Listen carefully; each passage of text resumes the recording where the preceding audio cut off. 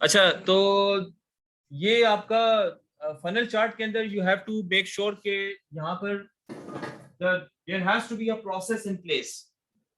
The process, ये भी ठीक है, ये भी प्रोसेस के लिए आप इस्तेमाल कर सकते हैं, लेकिन इट इज बेटर के अगर कोई ऐसा कॉलम हो जिसकी डिस्क्रिटाइजेशंस किसी प्रोसेस की स्टेप्स को रिप्रेजेंट कर रही हो। जैसे मैंने आपसे कहा था कि लेट्स से कि मैन्युफैक्चरिंग के बाद क्या कहते हैं, distribution, storage in warehouse, and then moving to store, and then finally sale. तो अगर मेरे पास एक ऐसा कॉलम हो जिसके अंदर ये डिस्क्रिटाइजेशन है, इसी तरह ये सप्लाई चेन एग्रीकल्चर में भी चल सकती है। सही है कि आपने आपने पहले वो हार्वेस्टिंग की, फिर आपने जो है ना वो क्या कहते हैं, पहले आपने वो सारे बीज आपने बोए सारे, फिर हार्वेस्टिंग की, फिर आपने डिलीवरी की, फिर वो किसी जगह पे जाके होलसेल मार्केट में पहुंचा, एक्सेट्रा एक्सेट्रा। ये सब चीजें पूरी सप्लाई चेन है। तो वो स्टेप्स अगर यहाँ पे आ जाए ना, तो फिर हर स्टेप के आपस में आप वो देख सकते हैं कि एक स्टेप दूसरे स्टेप से परसेंटेज चेंज कितना आ रहा है, वो तुक बनती है। तो यहाँ पर भी ठीक है, आप ये भी इस्तेमाल कर सकते हैं, लेकिन अगर ऐसा वेरिएबल आप क्रिएट करें तो वो ज्यादा फायदेमंद चीज होगी, स्पेशली आपके फाइनल्स के लिए। तो अभी देखिए ना, यहाँ पर वही क्वेश्चन अभी चल रहा है, लेकिन आपने वही क्वेश्चन को 3 तरीके से आपने एड्रेस किया हुआ है। Compare the average prices, average chart, तो ये भी मंथली के हिसाब से है, तो डेप्थ दिखा दी गई है, लेकिन इट कुड बी, हो सकता है सिर्फ 2 चार्ट्स दिखाते उससे सारा काम हो जाता। तो बहरहाल इसमें तो एक चीज पता चली, analyse the area register on the website within each location of every city with respect to the price. अब यहाँ पे एरिया का वो एनालिसिस है, ठीक है। तो ये डोनट चार्ट है, ये दिस इज नॉट गुड, क्योंकि you can't make a chart जिसमें चीजें हमें समझ ना आए। मैक्सिमम 3 से 5 कैटेगरीज होनी चाहिए, सही है। डोनट चार्ट में या पाई चार्ट में मैक्सिमम 3 से 5 कैटेगरीज, ये बहुत ज्यादा है, और ये सारी चीजें भी बेहतर है डिस्क्रिटाइजेशंस को आप कम कर लें। और मतलब ये बहुत ज्यादा बड़ी लिस्ट है, this should be in a filter, this can't be as a legend नहीं हो सकता, इसको फिल्टर में डाल दें। वो जो स्लाइडर होता है ना, स्लाइसर जो भी है, उसमें ये चीज डालें। यहाँ पर सिर्फ लेजेंड में वो चीजें आएंगी 3 से 5, बस, इससे ज्यादा नहीं। कोई भी चार्ट हो, ट्री मैप हो या वो भी हो, उससे ज्यादा करेंगे तो वो काम खराब हो जाएगा, ठीक है। So clustered column, this is fine, लेकिन चीजें नजर नहीं आ रही, ठीक है। एरिया चार्ट भी ठीक है, मतलब कोशिश अच्छी की गई है। Analyse the price with respect number of bedrooms, फला फला फला। अच्छा, स्कैटर चार्ट में क्या खास बात होती है? Can I use 3 variables in a scatter chart? हाँ, एक एक्स वाई और एक कलर के हिसाब से मल्टी डायमेंशन ऐड करने के लिए वो आप कर सकते हैं, ठीक है। तो ये वो चीजें थी। बाकी जो आपके जो मार्क्स हैं, now that everybody is here जी। हाँ, टेम्पलेट वाले में मार्क्स इसलिए कटे हैं कि आई एम टेलिंग यू कि प्रॉब्लम ये हुई है कि जो द रीजन, जो मकसद था वो पूरा नहीं हुआ। और फिर पार्ट 2 जो डेटा रैंगलिंग पार्ट 2 है, उसमें टेम्पलेट को इस्तेमाल नहीं किया गया। तो पर्पस ये था कि आप टेम्पलेट को यूज करके अपना काम आसान करें।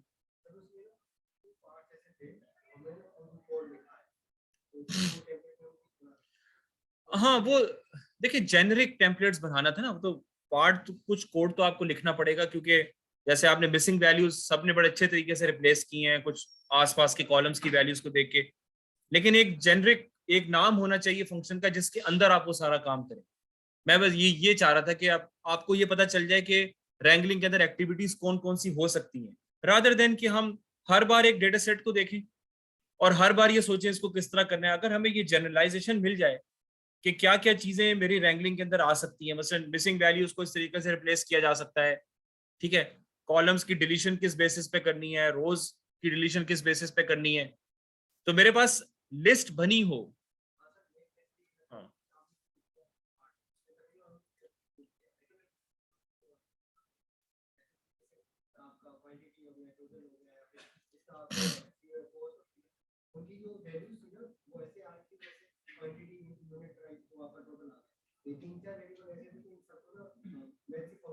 हाँ, हाँ, वो सही है। बस देखिए, मैं आपको फिर ये बात बताता हूँ कि हाँ, कोई भी चीज आपने खुद नहीं लिखनी ना।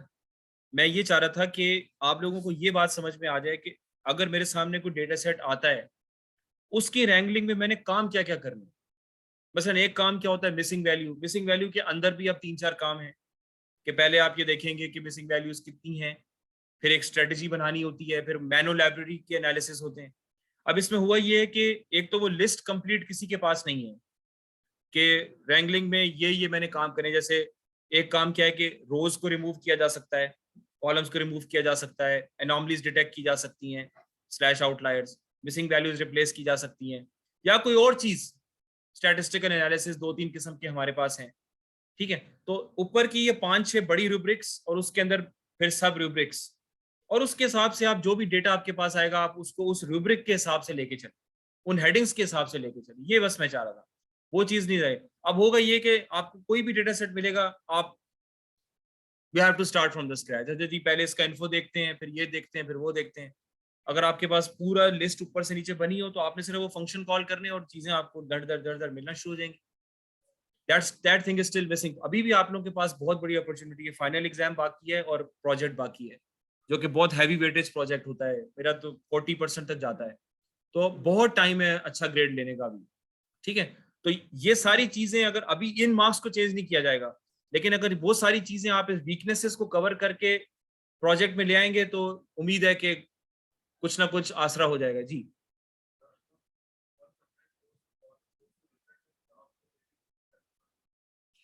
फंक्शन को थोड़ा जनरलाइज करें ना। फंक्शन को ऐसे जनरलाइज करें कि आप उसको डेटा फ्रेम पास कर दें। बस जनरलाइज का तरीका ये है। अब उसके अंदर करना क्या है, वो आप फिर उसकी इंस्टेंस बना के आप उस फंक्शन को कॉल करके आप, हाँ हाँ हाँ, दोबारा से बनाने पड़ेंगे। जितना कर सकें तो अच्छा है। अभी फिलहाल तो ये, दूसरा ये कि भाई इन्फ्लुएंशियल स्टैटिस्टिक्स के बारे में तकरीबन हर एक की कमजोरी, सिर्फ एक स्टूडेंट ने अच्छा किया है। मैं बताता हूँ, आई थिंक ये अस्मा आबिद, अस्मा आबिद करीम आज नहीं है, आप हैं। आपने दिस इन्होंने सही किया, लेकिन इसमें भी आखिर में आके एनोवा में वही, it's a huge list. Statistics का थोड़ा सा दिमाग उसको बनाएं कि जो टी टेस्ट कब लगेगा, जब दो कॉलम्स के मीन के दरमियान एवरेज मुझे देखना हो कि सिग्निफिकेंट डिफरेंस है या नहीं। That is hardly the case, बहुत ही कम ऐसा होता है। जैसे मैं कहूं कि नंबर ऑफ लॉगिन्स मैंने रिकॉर्ड किए हैं 6 महीने के लिए, और अगले 6 महीने के नंबर ऑफ लॉगिन्स रिकॉर्ड किए, अब इनका मीन वेरी कर रहा है कि नहीं, टी टेस्ट। लेकिन ये इस तरह के यूज केसेस बड़े कम होते हैं। ज्यादा जो है अनोवा का इस्तेमाल होता है कि एक डिमेंशन है, कैटेगोरिकल वेरिएबल है, जैसे प्रोडक्ट कैटेगरी हो गई। दूसरा आपका केपीआई है। अब ग्रुप्स के क्रॉस सेल्स में सिग्निफिकेंट डिफरेंस आ रहा है कि नहीं, ये हमारा मेन टेस्ट होता है। अगर आ रहा है तो टू की टेस्ट लगा ले, कौन सा आ रहा है। तो वो स्पेसिफिक सिर्फ रखें कि भाई ये मेरे नजदीक, अगर मैंने आपको ऐसा डेटा सेट दिया है जिसमें 50 प्रोडक्ट्स हैं, आप एजम्पशन ले लें, आप कहें कि भाई मेरे नजदीक ये 5 हैं, मैं इन्हीं 5 पे अनोवा करूंगा as a business manager, assumption ले लें। अब उन 5 के ऊपर आप अनोवा लगाएं, एक छोटा सा एनालिसिस आएगा, देखिए हाँ यार ये सिग्निफिकेंट है, ये नहीं है, टू की लगा के अपना नीचे एनालिसिस कर दो। बहुत सारे बच्चों ने जुपिटर नोटबुक के अंदर लिखा कुछ भी नहीं, चार्ट जनरेट करना जो है वो कौन सा मुश्किल काम है। अगर मैं आपसे कहूं कि तकरीबन 20 बच्चों ने ये काम किया, एक बंदे ने मेहनत की, उसकी फाइल सर्कुलेट हो गई, ठीक है, और फिर सबने वहां से लिया और अपने हिसाब से चीजों को एडजस्ट कर लिया, और सबने सिर्फ चार्ट्स दिखाए। मतलब इसमें एक चीटिंग केस ये पकड़ा गया था कि भाई एक चार्ट किसी ने बनाया था, स्कैटर्ड था या पता नहीं क्या था, तो उसके अंदर वाई एक्सिस के ऊपर जितने लेबल्स थे ना वो बहुत ज्यादा कंजस्टेड थे, क्यों बिल्कुल कुछ भी समझ नहीं आ रहा था। तो मैंने उसके थोड़े से नंबर काटे, लेकिन फिर 5-6 असाइनमेंट्स के बाद एक और नोटबुक के अंदर एग्जैक्टली वो चार्ट नजर आया, फिर उसको मैंने 0 दे दी, कि मुझे यकीन था कि ये तो हो ही नहीं सकता कि एक बच्चा जो है वो बिल्कुल इसी तरह का चार्ट जनरेट कर ले, बिल्कुल यही तरह सोचे। तो यहाँ पे अच्छी बात यह है कि कुछ स्टूडेंट्स ने कुछ वो भी किया है, डेटा वेयर हाउसिंग के चार्ट्स भी बनाए हैं, यानी पिवट चार्ट्स बनाए हैं, तो वो बड़ा अच्छा एनालिसिस हुआ है। तो उसके अंदर बच्चों ने मेहनत की है, काम किया, उसके मैंने नंबर दिए हैं, ठीक है। लेकिन ओवरऑल आप चार्ट्स कम रखें, लंबी लंबी नोटबुक्स बनाने की जरूरत नहीं है। अगर आपका बिजनेस बैकग्राउंड सही होगा ना, तो it will just be very small notebook with very concentrated wrangling efforts with a few charts and concrete outputs. ये तरीका काम करने का। ये नहीं है कि हर एक को हर एक के साथ क्रॉस करके काय स्क्वायर्ड में हर एक को हर एक के साथ, एनोवा में हर एक को हर एक के साथ, भी कौन समझेगा उसको। अब तकरीबन इतना लंबा ब्राउज करना पड़ गया बहुत सारे नोटबुक्स में कि 2 से 3 मिनट में ब्राउज कर रहा हूँ, व्हील को नीचे कर रहा हूँ कि मेरा वो आउटपुट खत्म हो जाए। अच्छा, फिर मैंने आखिर में देखा कि आखिर में कोई इंटरप्रिटेशन लिखी हो, कुछ भी नहीं लिखी। तो भाई सिर्फ कोड चलाना जो, इस पे मैं कैसे नंबर दे सकता हूँ? कोड तो सारा ऑनलाइन लिखा हुआ है, इंटरप्रिटेशन पे नंबर मिलेंगे ना। तो अभी तक जो है ना वो बहुत सारे बच्चों का नुकसान हो। तो अभी खैर मिड टर्म में I will keep a light hand, इसमें आप फिक्र नहीं करें। लेकिन मैंने आपको सारी वीकनेसेस एक्सप्लेन कर दी है कि मुझे क्या चीज नजर आई है जो आप लोगों ने अब इस चीज को कवर करना है। ठीक है, सही है। Okay, so let's do this now. हाँ, प्रोजेक्ट के लिए मैं आपको एक बात बता दूं, let me just, data set मैंने अपलोड किया हुआ है नहीं। So let's try to develop a thought process for analysis here. ठीक है, admin ID is definitely something जो कि हमारे काम की चीज नहीं है। admin IDs कुछ हैं, it seems to be more of a string variable. It seems to be more of a string variable. ठीक है, the category is something which is interesting. It's a pure dimension variable. City, अच्छा इसमें ये होता है कि map, क्योंकि मेरे पास लोकेशंस हैं तो इसकी अपनी इनबिल्ट एक मैप है। ठीक है, तो बाजू का स्पेलिंग मिस्टेक्स की वजह से वो पकड़ नहीं पाता। तो अगर हम मैप यूज करेंगे तो वो बता देता है कि ये हमारी आपका एरर्स आ रहे हैं। तो हम जब जगह का नाम उसके डिक्शनरी के मुताबिक चेंज करेंगे तो वो फिर उसको पकड़ लेगा, मैप में दिखाना उसके लिए आसान होगा। Commodity group, again like the category commodity ID wind, ये मैंने कमोडिटी आईडी जो है ना उसको बिन किया हुआ है।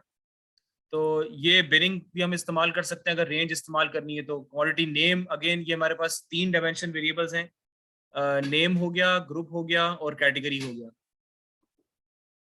सही है, I don't know what is happening here. Date, ये किस चीज की डेट होगी वैसे? सो आई डोंट नो, ये उसकी थी ना 215। सो ये मंथली इन्होंने रिकॉर्डिंग की हुई है,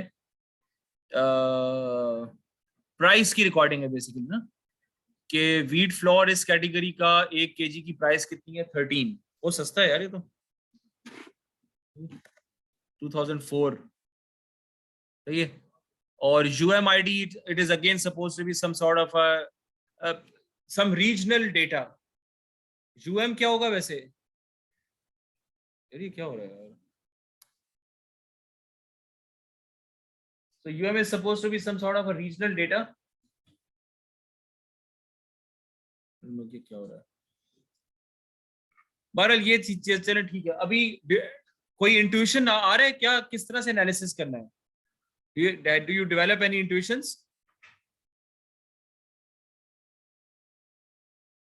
सर इसमें ये कर सकते हैं कि जो कैटेगरीज हैं उनको सिटीज के अक्रॉस चेक करें या प्रोविंसेस के अक्रॉस चेक करें। जो फूड की कैटेगरीज हैं, क्या मतलब किस कैटेगरी का यूज किस सिटी या किस प्रोविंस में ज्यादा है, उसका ट्रेंड क्या है। जैसे अगर कोई वो है मेवा जात जैसे है तो उस साइड पे हमारे क्या बोलते हैं कोयटा वगैरह साइड जो पुश कराते हैं उस साइड पे ज्यादा यूजेज है उसकी, तो वहां पे जैसे याद ज्यादा आएगा, यहाँ पे हमारे प्रोविंस में कम आएगा। इस तरह का एनालिसिस हो सकता है। That's a good starting point. तो एक तो इसमें लोकेशन की हायरार्की हम बना सकते हैं, like we have a province and then we have the city. तो इसमें हायरार्की बनाई जा सकती है। वो एक तो ये चीज है सामने। दूसरा ये कि let's start the analysis from a higher level. तो इन्होंने सही बात की कि प्रोविंशियल लेवल से हम स्टार्ट करते हैं। तो प्रोविंशियल लेवल पे एनोमलीज क्या है? प्राइस फ्लक्चुएशंस, सबसे पहली चीज तो ये समझ में आ रही है। ठीक है, तो प्रोविंशियल लेवल पे प्राइस फ्लक्चुएशंस और फिर ओवरऑल लेवल पे price fluctuations, let's start from those. ठीक है, so I will just close this. Obviously price fluctuations में मुझे प्राइस तो चाहिए होगी, तो I will double click here.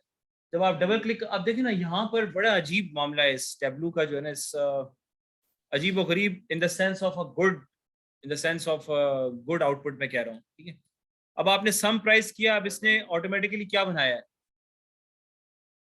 Bar chart. Total sum कितना आ रहा है इसका? ये देखें, ये देख रहे हैं आप, ये कैसा इंटरेक्टिव है ये, it just comes out of the picture, ठीक है। और ये पुरानी चीज है, मतलब ये 4-5 साल से है, ये अभी से नहीं है, मैं जब से पढ़ा रहा हूँ ये इनके features.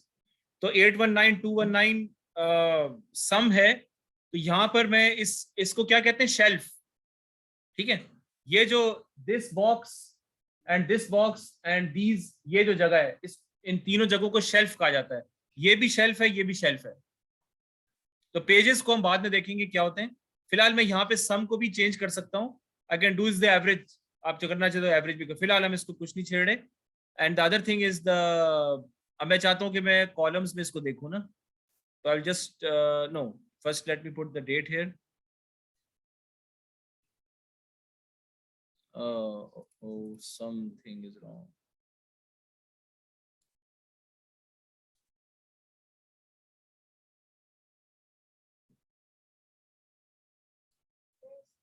I think okay, so we're talking about this price. तो प्राइस को डबल क्लिक किया तो उसने ये दिखा दिया, और डेट को डबल क्लिक किया तो आप देख रहे हैं किस तरह आया है, सही है। I just double clicked on it, ठीक है। जब मैंने डेट को डबल क्लिक किया ऑटोमेटिकली उसने क्या बना दिया, लाइन चार्ट उसने बना दिया, ठीक है। अब आप यहाँ पे जाके उसको आप बेशक एरिया में कन्वर्ट कर लें, वो आपकी अपनी मर्जी है। एंड ऑब्वियसली यहाँ पे जरा थोड़ा सा ऑरेंज कलर जो है ना वो जरा ज्यादा उठ के आ रहा होता है, बाकी आपकी मर्जी है, आप जोन सा लेना चाहें। This is also good colour to have. और पर्पल वगैरह, ये 3 कलर इसके अच्छे हैं, पिंक, पर्पल, ये मेजेंटा टाइप का, ये भी सही है। और आई पर्सनली प्रिफर दिस, लेकिन आपको ऑरेंज इस्तेमाल करने के एक्स्ट्रा मार्क्स नहीं मिलेंगे, ठीक है, अनलेस के कुछ उस दिन मेरी जहनी कैफियत ही ऐसी हो तो फिर आपको शायद नंबर मिल जाए, ठीक है। तो ट्राई कर लीजिएगा थोड़ा सा। तो ये देखें, इसने अब खुद किया ये, ठीक है ना, इसने खुद डिटरमिन किया कि क्या है। तो यहाँ से क्या चीज हमें समझ में आ रही है, do you see any anomalies here.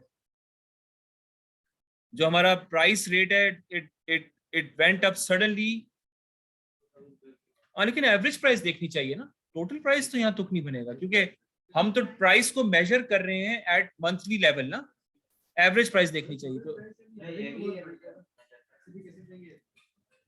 सम तो नहीं बनता, ये बैंक बैलेंस वाली कहानी है ना।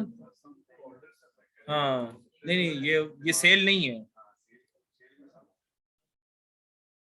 हाँ तो आप देखें ना कि average price is growing consistently over the different years, and there is a huge jump in the average price at the yearly average price, जो कि 12 महीनों पे कंप्यूट की गई है, from 2012 to 2013। Why would be that, किसकी हुकूमत चल रही थी इसमें, जरदारी। हाँ लेकिन वो चीज चल ही रही है आगे मुस्तकिल, इट वेंट अप। जरदारी के तो आखिरी टाइम था वो, I think. So this is not the, because there must be some other reason. So बहुत ज्यादा ऊपर गई। दोबारा अगर आप यहाँ पे आप देख लें, ये मैंने आपको स्टॉक नहीं, ये वो पर केजी प्राइस है बस। अच्छा ये वैसे इस पे हमने ना फिल्टर्स नहीं लगाए हैं, this is for all the products together, all the categories together. तो ये मैंने आपको लास्ट टाइम करके बताया था कि जब क्वार्टर आप करेंगे तो ये डायरेक्टली उसके साथ जोड़ जोड़ के करेगा। अगर आप उसको अलग अलग ऊपर चलाएंगे, यानी if you make this blue colour, तो वो फिर उसको ब्रोकन करके दिखाएगा, which is not very interactive. तो you can identify the exact quarter जिसमें गड़बड़ शुरू हुई है। तो 2012 का जो 2013 के क्वार्टर 1 में काम खराब हुआ है basically, you can figure that out. उसके बाद थोड़े डिप्स भी आए हैं, दैट इज गुड। सो हम देख सकते हैं डिप्स क्या, लेकिन ओवरऑल आप देख रहे हैं कि हालात जो है ना वो बहुत खराब जा रहे हैं। अगर आप मंथ लेवल पे जाते हैं, सो दिस वाज इन जनवरी, और यू नो हाँ कुछ कुछ दिसंबर में थोड़ा सा नीचे आ गया। Why would that be, maybe because of the cold season, कि वो उसकी प्राइस जो है ना वो नीचे आ गई थोड़ी सी। और it goes up to week level and day level, आप देख रहे हो उस लेवल पे इतना ज्यादा फर्क नहीं पड़ रहा है, ठीक है। अगर मैं ये वाला काम करता हूं तो अब ये ब्रोकन करके दिखाएगा, ये देखिए अभी अलग अलग करके दिखाएगा। तो इट डिपेंड्स कि आप, क्योंकि अब आप उसको हर एक को ना अलग अलग करके देख सकते हैं, you can see this separately. So this could become difficult to manage, ये इतना इंटरेक्टिव नहीं है। तो हमें तो अप्स एंड डाउन्स पकड़ने ना, तो I will personally not prefer this. लेकिन इसमें ये है कि ये आपको अलग अलग ऊपर ये शेल्फ में ये अलग अलग चीजें करके दिखा देता है, ठीक है। तो I will just do control G, control G. So ये हमें चीजें जी साल का एनालिसिस हुआ क्वार्टर 1 क्वार्टर 2 हुआ उसका, तो हर साल का क्वार्टर 1 एक जगह है एवरेज। क्वार्टर 1 हर साल। हाँ, अब जैसे ये ईयरली लेवल पे दिखा रहा है ना, तो ईयर के अंदर आपने जितने भी मेजरमेंट्स किए उन सबका एवरेज दिखा रहा है। जैसे ईयर का बता रहा है 16.4 एवरेज प्राइस, तो अगर ईयर में आपने 2 मेजरमेंट्स किए हैं तो उसका वो एवरेज दिखा रहा है, ठीक है। अच्छा, ये चीज होगी। अच्छा, what if I want to drill this down, now comes the real thought process. अगर आप सुपरफिशियल लेवल पे जाएंगे, जैसे किश्ती पानी पे जा रही है, तो आप you will go to the next sheet, चलो भाई दूसरा चार्ट बना के देखते हैं। लेकिन अगर मैं इसको ड्रिल करना चाह रहा हूं, मेरे पास ये कैटेगरीज वगैरह हैं, does it make sense to do that? हाँ, so let me first do that by the province, ठीक है। सो ड्रिल के लिए अब मेरे पास ये सारे ऑप्शंस हैं। Let me just drag the province here, this becomes like a ribbon chart, ठीक है। ये वो चीज थी जो मैं आपको लास्ट टाइम बड़े अच्छी तरह समझाई थी कि this is the data warehousing part, जो कि पावर बीआई में नहीं है। पावर बीआई में वेयर हाउसिंग करने के लिए हम चार्ट्स की गुलामी इख्तियार करनी पड़ती है। We have to become slaves of the charts. In this case, I have the power in my own hands through these 5 things, and even the shapes. I also have something here which is the shape. ठीक है। सो आप देख रहे हैं इसकी कि मैंने सिर्फ ये किया कि मैंने प्रोविंस को ड्रैग कर दिया यहाँ पर। आई डोंट नो कि इसने स्टैक इसको किया या नहीं किया। अब इसने खुद ही वहां पे ये एक मिनट इसको,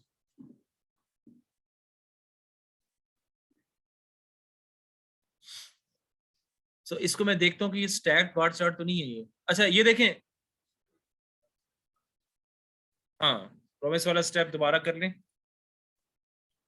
देखिए, सबसे पहली चीज जो मुझे विजुअली अपील करेगी वो कलर है, ठीक है। मैं चाहूं तो मैं लेबल के थ्रू भी इसको कर सकता हूं वेयर हाउसिंग, और दूसरी चीजों के थ्रू भी कर सकता हूं, लेकिन सबसे पहली चीज जिस पे आपने चार्ट को ब्रेकअप करना है वो कलर है। तो मैंने सिंपली ये किया कि मैंने प्रोविंस को ड्रैग करके कलर पे डाल दिया, तो ये आ गया, ठीक है। लेकिन अब ये मुझे देखना है कि इज दिस लाइक स्टैक्ड और व्हाट। एवरेज 17.6, 15.2, ये इसने खुद ब खुद सॉर्ट भी कर दिया है। एंड इट सीम्स के Balochistan is going up all the way, जो कि बड़ी अजीब सी बात है यार। अच्छा, प्राइस के साथ फिर सही है। पंजाब सबसे कम होगा, अच्छा नहीं, सिंध सबसे कम है, तो यार हमारे लिए तो अच्छी बात है। पंजाब, खैबर पख्तूनख्वा, बलूचिस्तान। सो इसमें शायद वो रिबन कर नहीं पाया, ठीक है। लेकिन maybe the reason is के Balochistan is always at the higher and.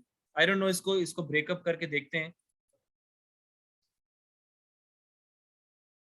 So now it's, आप देख रहे हैं, now it seems like a ribbon chart. This is the ribbon chart in fact. ये इसका अपना रिबन चार्ट है जो कि इस तरह ये। अब आप एक चीज के ड्रिल डाउन करने के पूरी दुनिया अब आप यहाँ पर आबाद हो जाएगी। Multiple opportunities for drilling this down, ठीक है। हाँ, अभी करते हैं। फिलहाल तो ये एक मेरा ये एक एनालिसिस हो गया, तो मुझे इसका पता चल गया कि भाई क्या मामला चल रहे हैं और हर एक का अप्स एंड डाउन्स क्या हो रहे हैं। यार ये मुझे समझ नहीं आ रही कि ये क्या हो रहा है यहाँ पे।